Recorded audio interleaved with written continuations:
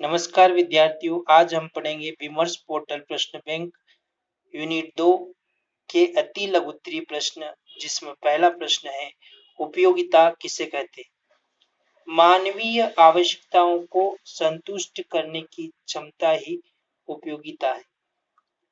अगर हम इसे सीधे सीधे समझें तो उपयोगिता का मतलब होता है किसी वस्तु का हमारे लिए कितना उपयोगी होना। जो वस्तु हमारे लिए बिल्कुल भी उपयोगी नहीं होती हैं, उस वस्तु के लिए हमारी उपयोगिता शून्य होती है। उदाहरण के तौर पर अगर समझे तो एक वह व्यक्ति जो शराब का सेवन नहीं करता है, उस व्यक्ति के लिए शराब की उपयोगिता शून्य है। जबकि वह व्यक्ति जो शराब का बहुत अधिक सेवन करता है, उस व्यक्ति के लिए शराब की उपयोगिता बहुत अधिक होती है। तो मानवीय आवश्यकता मतलब मनुष्य की जो भी आवश्यकता है उसकी पूर्ति, संतुष्टि मतलब उसकी पूर्ति करना, पूर्ति करने की जो क्षमता होती है उसे ही क्या कहा जाता है, उपयोगिता कहा जाता है। दूसरा प्रश्न है सीमांत उपयोगिता।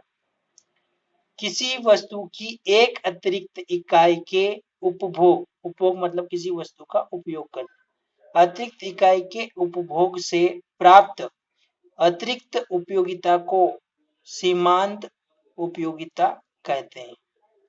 जब व्यक्ति किसी एक वस्तु का बार बार उपयोग करता है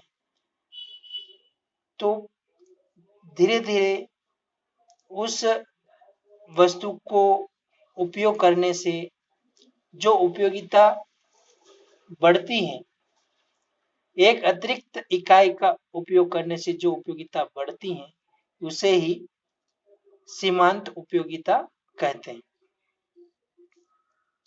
कुल उपयोगिता किसे कहते हैं। उपभोक्ता द्वारा उपभोग की जाने वाली वस्तु की सभी इकाइयों से प्राप्त उपयोगिता के संपूर्ण योग को कुल उपयोगिता कहते हैं।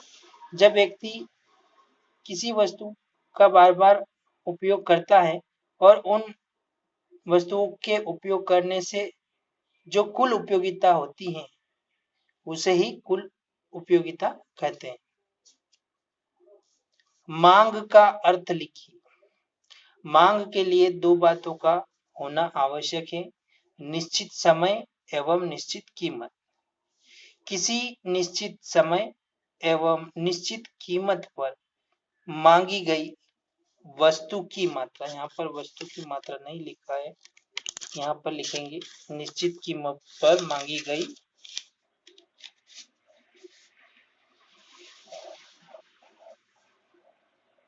वस्तु